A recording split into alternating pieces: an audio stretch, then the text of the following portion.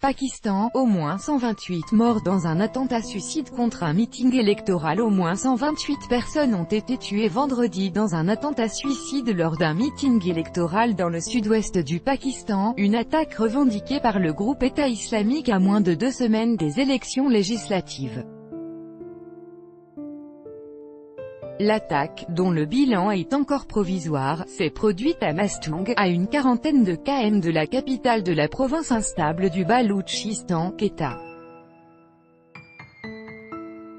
Il s'agit du deuxième attentat visant vendredi un meeting électoral au Pakistan, où des élections législatives doivent se dérouler le 25 juillet dans un climat de plus en plus tendu, et du troisième cette semaine.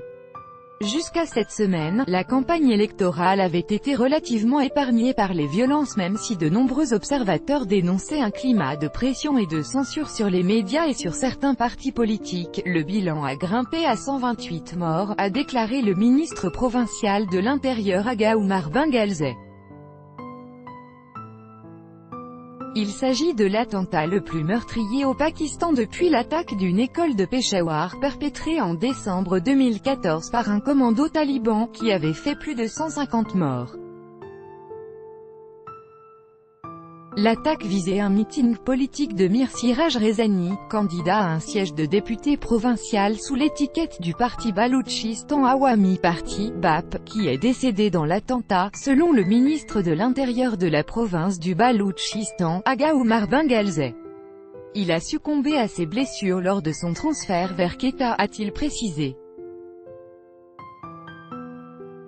Carte du Pakistan localisant des attentats à la bombe visant des réunions électorales depuis le 11 juillet. Copyright AFP. Nous nous tenions debout à l'extérieur du complexe et lorsque Rezani a commencé son discours, une explosion assourdissante s'est produite, a raconté un témoin à l'AFP, Salam Baloch. J'ai vu de grosses boules de feu et de fumée. Les gens ont mis les morts et les blessés dans des rickshaws et les ont emmenés à l'hôpital avant que les secours n'arrivent sur place, a-t-il ajouté. L'assistant de Rezani, Shams Mengal, a affirmé que le kamikaze se trouvait au premier rang. Il s'est levé et s'est fait exploser dès que Rezani a entamé son discours, a-t-il indiqué. Une scène effrayante. La scène après l'explosion était effrayante, a raconté un autre témoin, Ataoula.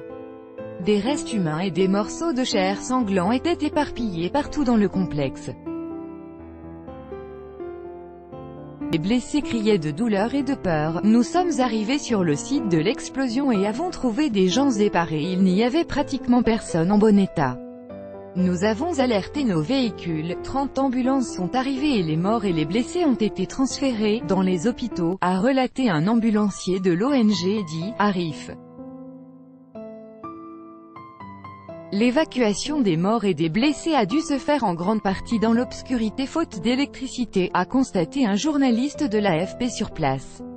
Le Baloutchistan est la plus pauvre et la plus instable des provinces du Pakistan.